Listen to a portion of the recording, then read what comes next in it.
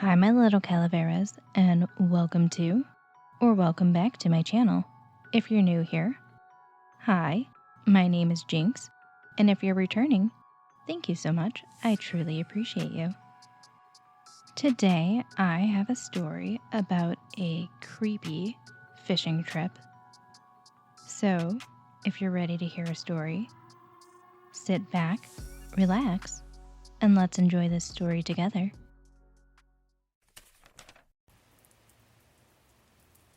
I don't know if you all have ever heard of jug fishing, but it's a pretty common method down here in the South.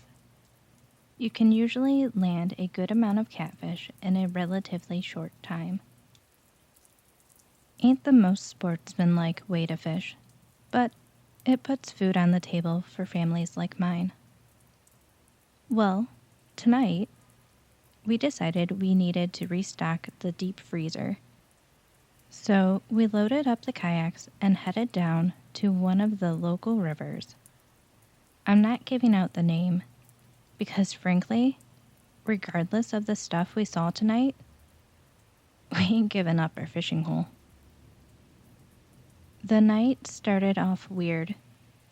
We always put in right off the road, paddle down to our usual spot, and set the jugs out with glow sticks.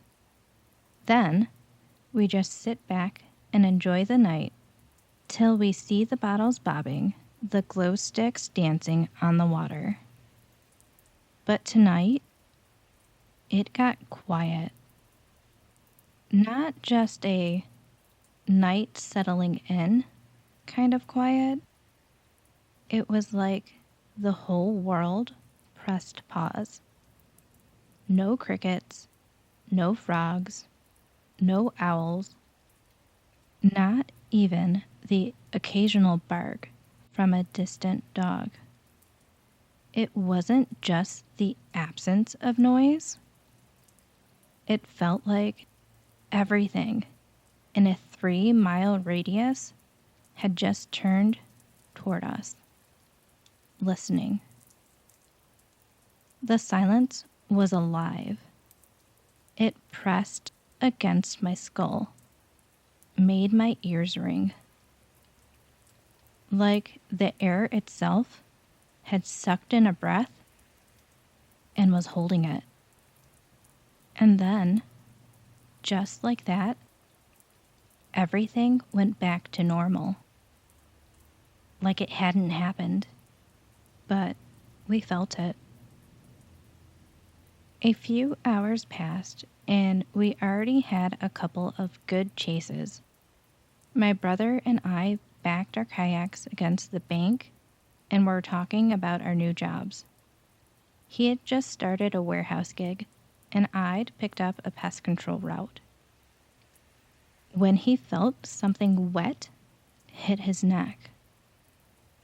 Rain, we figured. Made sense with the clouds hanging low. Then, a jug dunked under. I paddled over, expecting another catfish, but it wasn't. It was a gar, with that wide, toothy grin. Ugly bastard had swallowed the hook and shredded his gills, thrashing against the kayak. Blood spilled out all over me and the boat. I smelled the iron, thick and hot. It mixed with something else. Something rotten. Like old meat left in a wet sock. We tried to save the hook, but gave up. Tossed him in the cooler. Meat's meat. No point wasting what Mother Nature offers, even if it comes in the shape of a prehistoric nightmare. We paddled over to the side of the rest. That's when we saw it. Or, more accurately, we saw its silhouette. It squatted down, knees bent wrong, arms stretched out, long, knuckled limbs that reached the ground. even well bent. The thing looked like a naked, fleshy orangutan, but all wrong. Its limbs were too long, its movements too fluid. Like it didn't have bones, just folds and hinges and too many joints. Its skin didn't just look like flesh, it moved. Like something underneath was crawling, twisting, writhing just under the surface.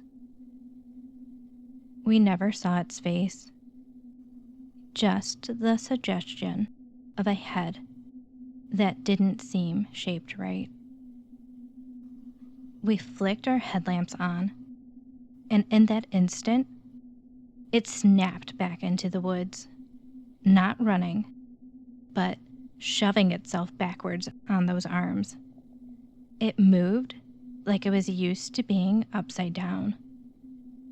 Then it let out a sound, a scream.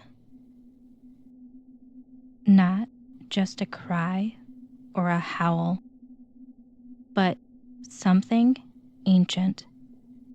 It started high, like wind shrieking through a broken throat, then dropped into a deep, rattling groan that echoed inside my bones.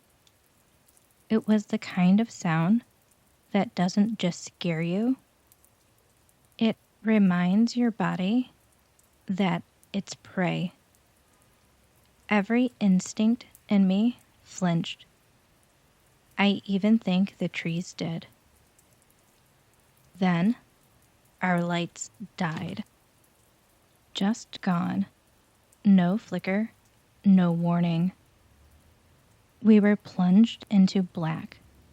The only light came from the moon overhead and the soft glow of our jug lights bobbing out of the water.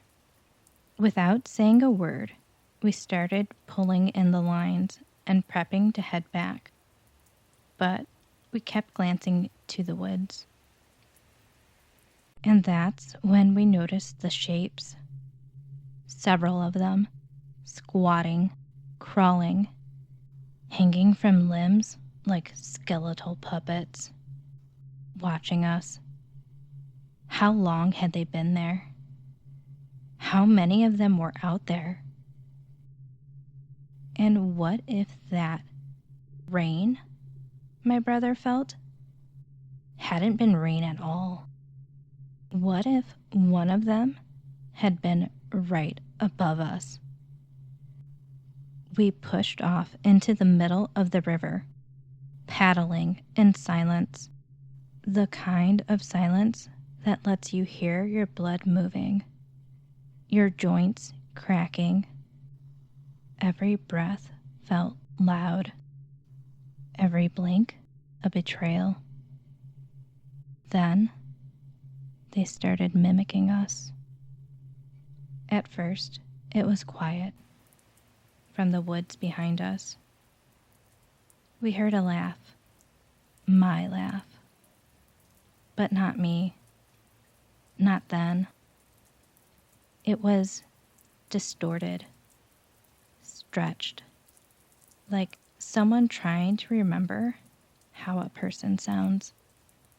Then came my brother's voice, slurred and out of sync. "Hell yeah, man, that's a good one." He'd said that earlier, when we caught the first catfish. Then, more of our voices came, played back in layers, some overlapping, some too slow, others sped up into mockeries, twisted echoes of our conversation from earlier. Every joke, every story, every laugh, played back like a funhouse mirror, trying to imitate a memory. We sat frozen in our kayaks, drifting. Because what the hell else do you do when the forest is mocking you? When something in the dark wants you to know? It's been listening. Hi, my little calaveras. Now, if you made it to the end of this video, thank you so much. I truly appreciate it. If you haven't already, don't forget to subscribe. Also, like, comment, share, all the good things. And I hope you enjoyed this story. It definitely was a creepy one, especially with that description. And could you imagine having your whole conversation repeated back to you in different ways? I don't know, I feel like that would definitely creep me out, especially at night. But it also makes me wonder, have any of you gone night fishing? Have you had any weird experiences? Let me know in the comments below. Don't forget that in my description I have my socials linked, so if you want to follow me on X or Instagram to see any updates or any art or anything like that, you can always follow me there, as well as my Gmail and Reddit in case you have a story that you would like to submit to potentially be read here or read some of my original works. But I'm starting to ramble, so let me get going. But before I go, remember, my little calaveras, don't let anyone or anything steal your light, check under your bed at night, and until next time,